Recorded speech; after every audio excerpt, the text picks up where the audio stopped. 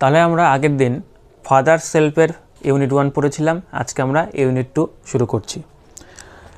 বলছে স্বামী hopped that, স্বামী আশা করেছিল যে উইথ দিস, এটার দ্বারা his father would be made to see, তার বাবা এটা বুঝতে সক্ষম হবেন why he must avoid school for the day, সে কেন আজকে স্কুল যেতে চাইছে না। কোনটার দ্বারা? ওই যে সে আগের দিন তার বাবাকে বলছিল, একে তো প্রথমে বলল তার মাথা ব্যথা, সেই ছুতো দিল, সেটা যখন কাজ হলো না তখন বলছে কি যে তার যে টিচার স্যামুয়েল তিনি অত্যন্ত রাগী মানুষ, তার ক্লাসে দেরি করে গেলে তিনি বকাঝকা করেন, এই কারণে আমাদের স্বামীনাথন সে কিন্তু যেতে চাইছে না। তাহলে স্বামী ভাবছে যে এই যে কথাটা বাবাকে বললাম এটার দ্বারাই বাবা বুঝতে পারবে যে আমি কেন স্কুল যেতে চাইছি না। But father's behaviour took an unexpected turn, কিন্তু বাবার আচরণ, বিহেভিয়ার মানে আচরণ, কিন্তু বাবার আচরণ কি হলো? টুক অ্যান আনএক্সপেক্টেড টার্ন। আনএক্সপেক্টেড মানে হচ্ছে অপ্রত্যাশিত। তাহলে বাবার আচরণে একটা অপ্রত্যাশিত পরিবর্তন দেখা গেল। অপ্রত্যাশিত কি? যেটা প্রত্যাশা করেনি, যেটা আশা করেনি, ভাবতেও পারেনি যে ওর বাবা এমন কিছু একটা করতে পারে। তাহলে কি করছে দেখি।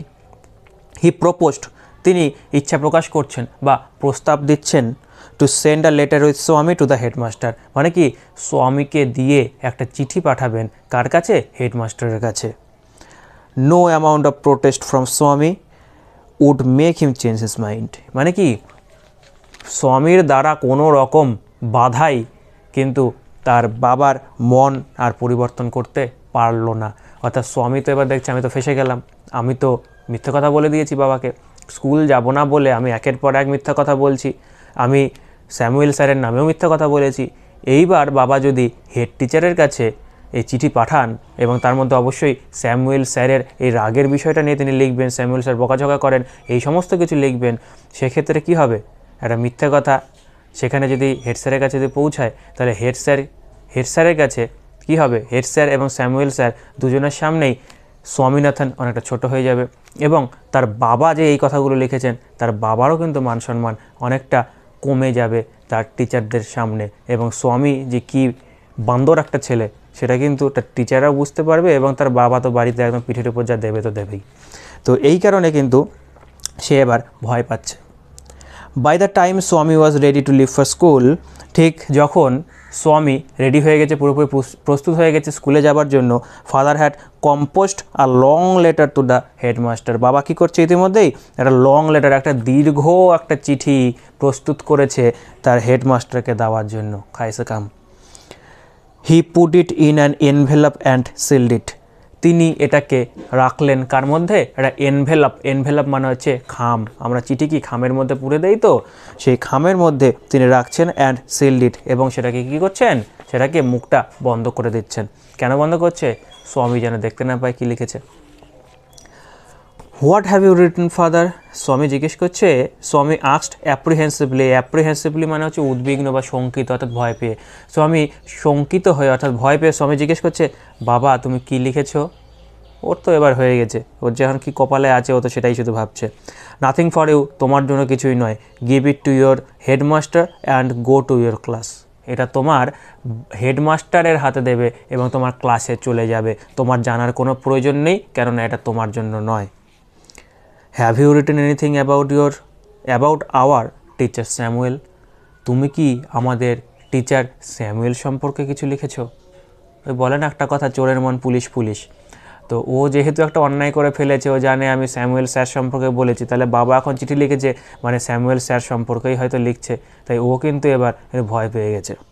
বাবা বলছে কি এবার না, yes plenty of things, plenty মানে হচ্ছে প্রচুর, হ্যাঁ অনেক কিছু, এবং এইটা একটু খেয়াল করবি প্লেন্টির পর তাকে একটা অফ প্রিপোজিশন বসেছে, সবসময় কিন্তু প্লেন্টির পরে অফ বসে, এটা কিন্তু মনে রাখতে হবে। তাহলে বলছে হ্যাঁ অনেক কিছু লিখেছি, প্রচুর জিনিস লিখে ফেলেছি আমি। What has he done father, বাবা সে কী করবে? Everything is there in the letter, সমস্ত কিছু এই চিঠির মধ্যে লেখা আছে। Give it to your headmaster, এটা তোমার হেডমাস্টারকে দেবে। Swami went to school feeling that, Swami স্কুলে চলে গেল ফিলিং দ্যাট, এটা ভাবতে ভাবতে এই অনুভূতি নিয়ে যে he was the worst boy on earth, সে হচ্ছে ওর্স্ট বয় মানে কি সব থেকে খারাপ ছেলে এই পৃথিবীর মধ্যে। কেন নিজেকে সব থেকে খারাপ ছেলে মনে করছে?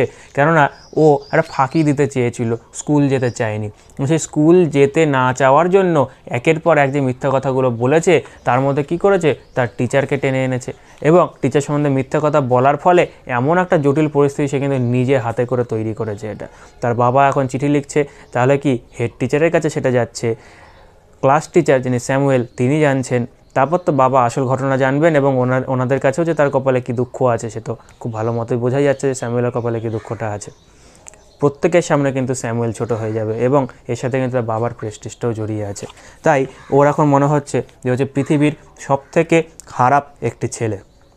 হিজ কনসিয়েন্স মানে হচ্ছে কি বিবেক, তার বিবেক বদার্ড হিম, বদার মানে হচ্ছে কষ্ট দেওয়া বা বিব্রত করা। তাহলে তার বিবেক তাকে কষ্ট দিচ্ছিল, মানে কি সে এই যে কাজটা করে ফেলেছে তার জন্য সে নিজেই এখন মনে মনে কষ্ট পাচ্ছে যে আমি কেন এমনটা করলাম। He wasn't at all sure if his description of Samuel had been accurate। তাহলে সে কিন্তু ছিল না, কি ছিল না, সে শিওর ছিল না। শিওর মানে কি নিশ্চিত, তাহলে সে নিশ্চিত ছিল না হিজ ডেসক্রিপশন মানে তার বর্ণনা অফ স্যামুয়েল, তাহলে স্যামুয়েল সম্পর্কে তার বর্ণনা হ্যাড বিন অ্যাকুরেট, সঠিক কিনা। তাহলে সে নিজেও কিন্তু পুরোপুরি জানে না যে সে স্যামুয়েল সম্পর্কে যে কথাগুলো বলেছে সেটা আদতেও পুরোপুরি সত্য কিনা।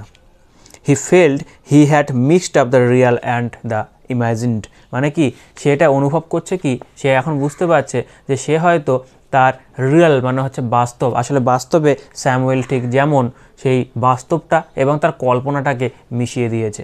আমরা অনেক সময় কি করি, তোরা হয়তো করিস, আমিও ছোটোবেলায় করতাম কি না, কোনো টিচার যখন হয়তো প্রথম কোনো টিচারের ক্লাস করছি বা যে কোনো টিচার সম্পর্কে আমরা অনেক কিছু ভাবতাম যে এই টিচার হয়তো এইরকম হবে, এইভাবে কথা বলবে, বা বাড়িতে বসে কল্পনা করছি যে ক্লাসে গেলাম এই জিনিস আমার সাথে হতে পারে, এই যে কল্পনাগুলো।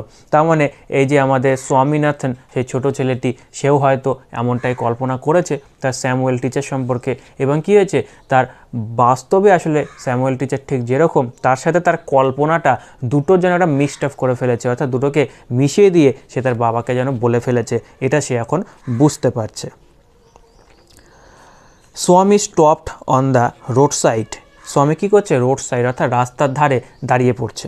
টু মেকআপ মানে হচ্ছে ডিসাইড মানে সিদ্ধান্ত নেওয়া, হিজ মাইন্ড অ্যাবাউট স্যামুয়েল, তাহলে তার মানসিক দিক থেকে সে একটা সিদ্ধান্ত নিতে চাইছে যে স্যামুয়েল ঠিক কীরকম, স্যামুয়েল সম্পর্কে একটা সিদ্ধান্তে সে উপনীত হতে চাইছে। Samuel was not such a bad man after all, Samuel তো আর যাই হোক এতটা খারাপ মানুষও নয়। Personally he was much more friendly than the other teachers, এবং ব্যক্তিগতভাবে তিনি অন্যান্য যে শিক্ষকরা আছেন তাদের থেকে অনেকটা বেশি বন্ধুত্ব পরায়ণ। মানে কি অনেক টিচার আছেন যাদের আমরা দেখি তারা কি স্টুডেন্টদের সাথে অনেকটা বন্ধুর মতো করে মেশেন বা মেশার চেষ্টা করেন, আবার অনেকে আছেন অত্যন্ত রাগী স্বভাবের, এমন একটা পরিস্থিতি তৈরি করে দেন ক্লাসরুমের মধ্যে যেন কেউ ভয়ে তাকে কিছু জিজ্ঞেসই করতে পারে না। তো অন্যান্যদের তুলনায় কিন্তু এই স্যামুয়েল টিচার অনেক বেশি ফ্রেন্ডলি, অনেক বেশি বন্ধুত্বপরায়ণ, তিনি তার স্টুডেন্টের সাথে অনেক ভালোভাবে বন্ধুর মতো করে তিনি মেশার চেষ্টা করেন।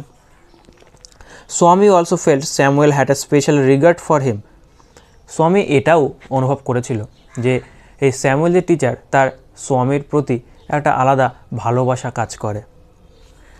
Swami's head was dizzy with confusion, স্বামীর মাথা ওয়াজ ডিজি মানে হচ্ছে কি মাথাটা ঝিমঝিম করছে। আমরা অনেক সময় প্রচুর কিছু হয়তো চিন্তা করছি বা কোনো দুশ্চিন্তা যখন আমাদের মাথায় আসে তখন অতিরিক্ত চিন্তার ফলে কি মাথাটা কেমন হালকা ব্যথা করে, এটা হচ্ছে মাথা ঝিমঝিম করা। তাহলে স্বামীর কী হচ্ছে, মাথা ঝিমঝিম করছে উইথ কনফিউশন মানে কি বিভ্রান্তি, মানে ঠিক কী করে ফেললো, আসলে স্যামুয়েল স্যার ঠিক কীরকম, ভালো না খারাপ, কী ব্যাপার, তার বাস্তব এবং কল্পনা সমস্ত মিশে গেছে।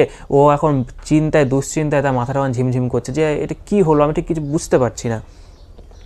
He could not decide if Samuel really deserved the allegations made against him in the letter, সে এটা কোনোভাবেই সিদ্ধান্ত নিতে পারলো না বা বুঝতে পারলো না কি না স্যামুয়েল সম্পর্কে যে অ্যালিগেশনগুলো অর্থাৎ যে অভিযোগগুলো এই চিঠির মধ্যে আনা হয়েছে সেগুলো তিনি সত্যি ডিজার্ভ করেন কিনা, মানে সেগুলো সত্যি তার যোগ্য বা প্রাপ্য কিনা।